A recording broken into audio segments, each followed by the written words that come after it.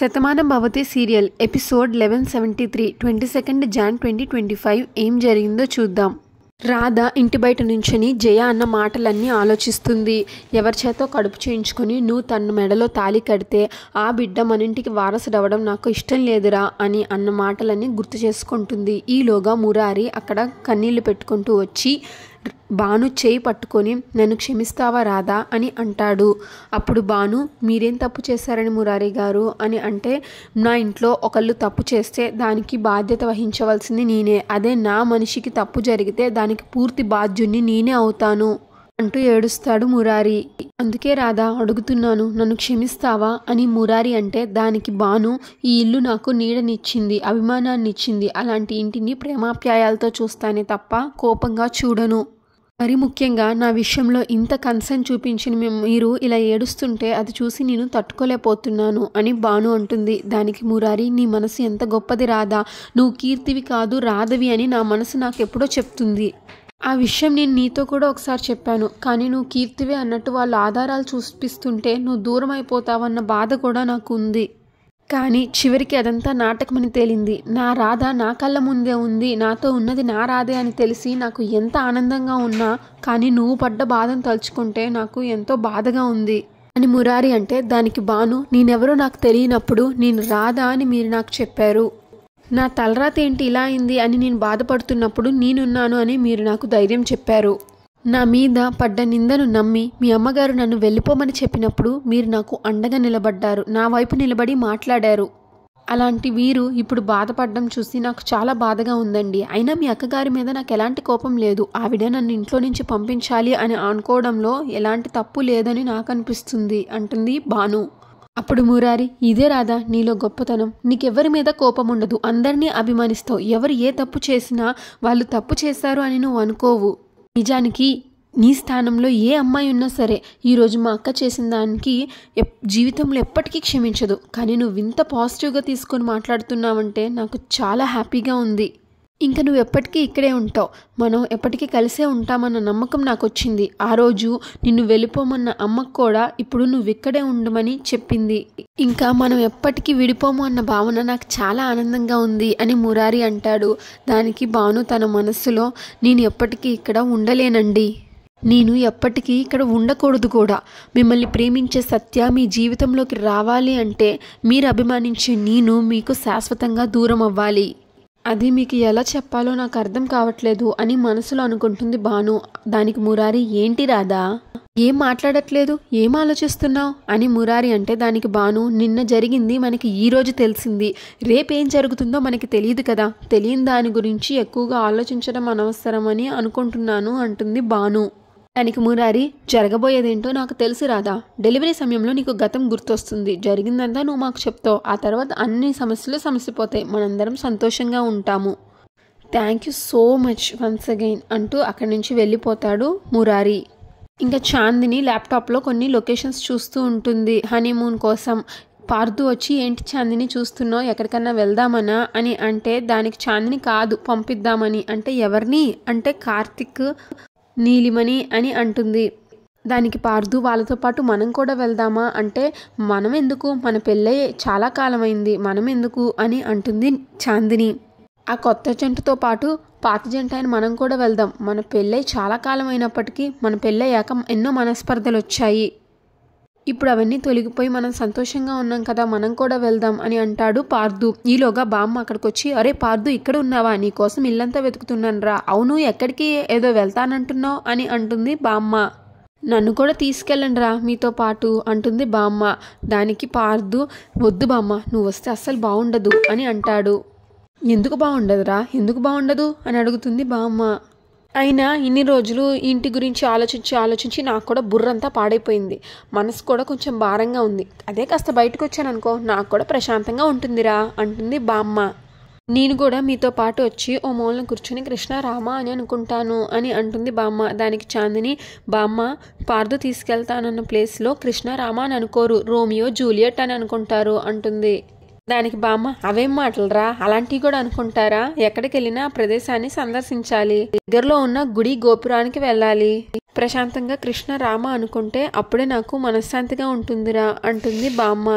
చాందిని నవ్వుతూ బామ్మ పార్దు అంటుంది హనీమూన్కి.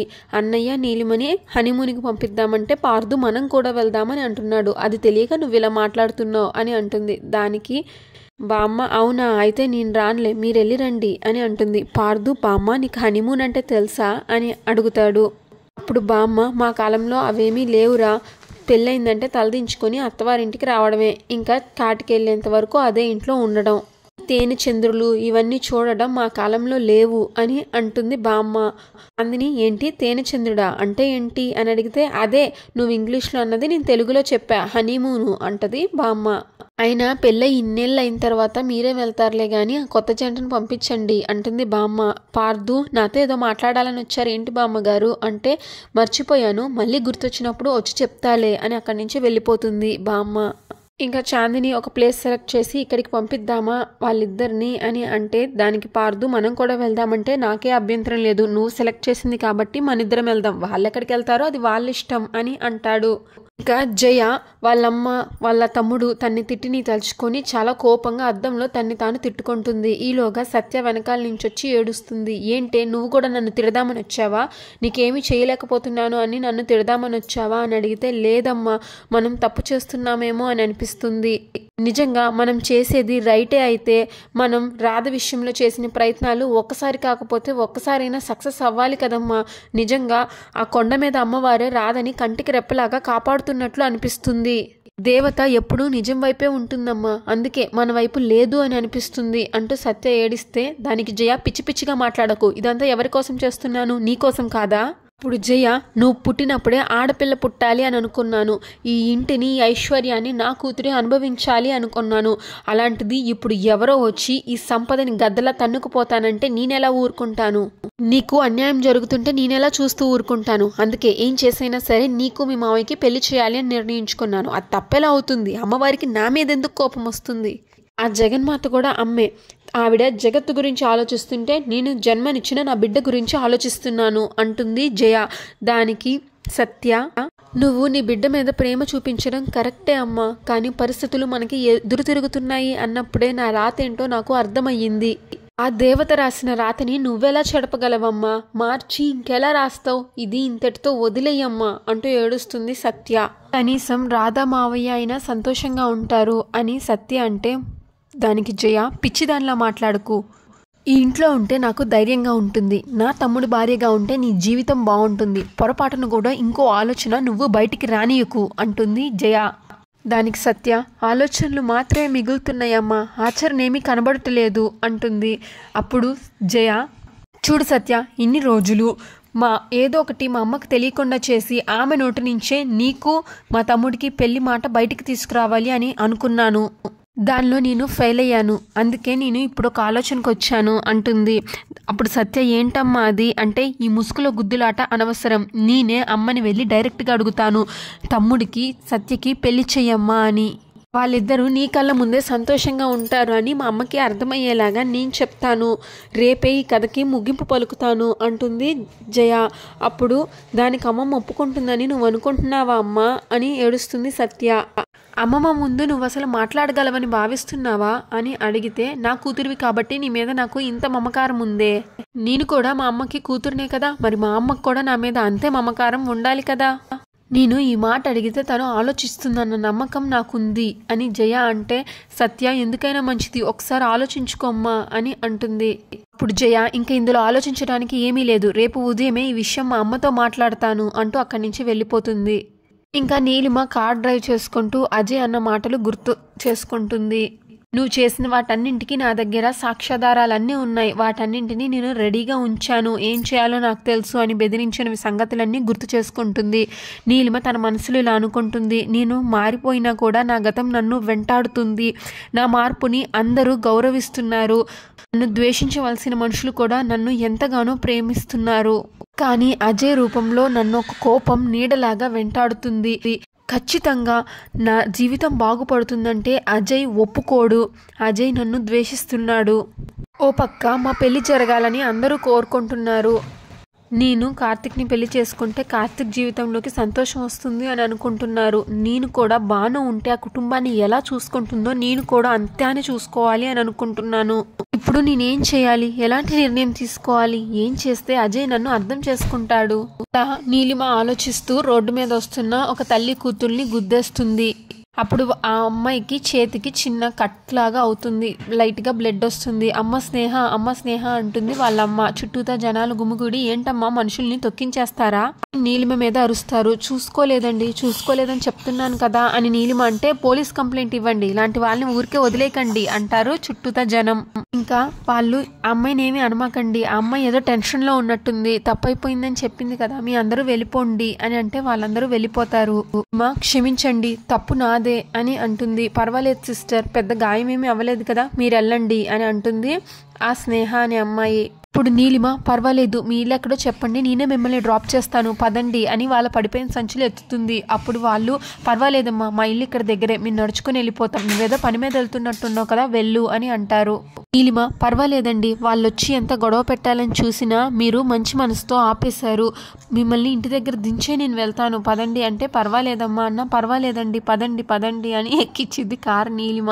ఇంకా జయ ఇంట్లో అమ్మవారి ప్రతిమకి దండం పెట్టుకుంటూ ఇలా అంటుంది, అమ్మ నిన్నే నమ్ముకున్నాను, ఈరోజు మా అమ్మతో సత్యకి మా తమ్ముడికి పెళ్లి చేయమని అడుగుదామనుకుంటున్నాను, ఒప్పుకుంటుంది అన్న నమ్మకం నాకు లేదు, కానీ ఒప్పించాల్సిన బాధ్యత నీ మీదే ఉంది. ఇది ఒక తల్లిగా కూతురు గురించి ఆలోచిస్తున్నాను కాబట్టి నా కోరికని నెరవేర్చు అని అమ్మవారికి నమస్కరించుకుంటుంది. దానికి ఊహ తెలిసినప్పటి నుంచి నా తమ్ముడే తన భర్త అని అనుకుంటుంది. అలాంటిది నా తమ్ముడు తనని ఒక చిన్న పిల్లలాగా చూస్తున్నాడు. తను రాధ అనే అమ్మాయిని ప్రేమించాడు. నా అదృష్టమో ఏమో కానీ రాధ ఇప్పుడు కడుపుతో ఉంది. తను ఈ ఇంటి కోడలు అవ్వడం నాకు ఇష్టం లేదు.